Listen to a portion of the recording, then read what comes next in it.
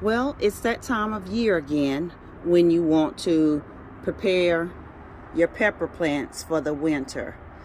Most people grow peppers as an annual plant, but they are actually not an annual. They will last for several years. As a matter of fact, that banana pepper there, this was its second growing season. So I'm going to remove all of the fruit, cut the limbs back, give it a little bit of water, and put it in this storage building for winter.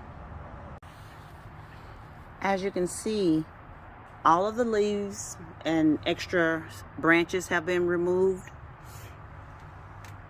so that the peppers are ready to go into a dormant state for the winter.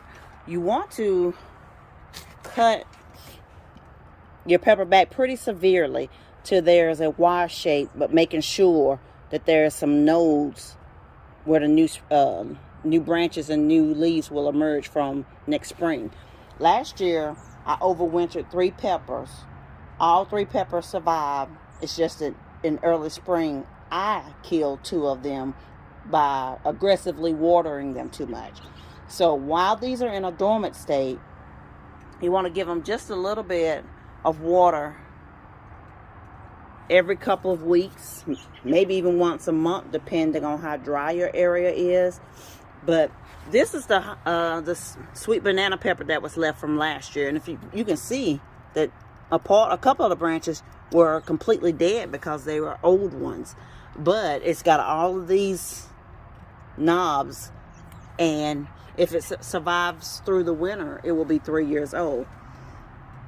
The major difference this year is last year I overwintered my peppers indoors in my laundry room where it stays kind of cool. This year they are going to be outside in a outdoor building, which is going to be a little bit cooler. So I put an extra layer of mulch in the tops of it for the added protection. And I'm going to have some things in my storage building just to add a layer of not even really heat, but just protection so that it doesn't get too frigidly cold, because it can get pretty cold here sometimes in the winter, but luckily it doesn't stay that cold. So I gave them a little bit of water, gave them a slow release fertilizer that will feed them through the winter but not really promote a whole lot of growth.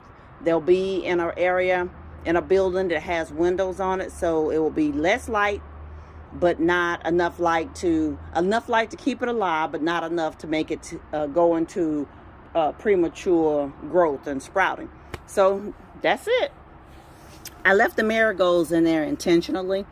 Once I put them inside the building, of course they are going to die, but I'm hoping nature will do what nature does best, and the seeds will just fall into the pot, and next year they'll grow on their own. I like to see what I can get to grow voluntarily. As you can see, there isn't a whole lot of science to the way that I garden, but I love it because I love doing experiments, and this is a great way to do it, just to see what will happen. But I will keep you guys posted. Hopefully you'll see all of these guys emerge in the winter, from the winter, with some leaves on it. Typically people have about a 30 to 50% success rate overwintering peppers. But I see it like this: anything that I don't have to buy again next spring is a bonus, and you don't have to really do a whole lot of work. You can overwinter them in the house. I just don't have the space indoors to keep a whole lot of plants, because I already have a whole lot of plants indoors. But there you have it, guys.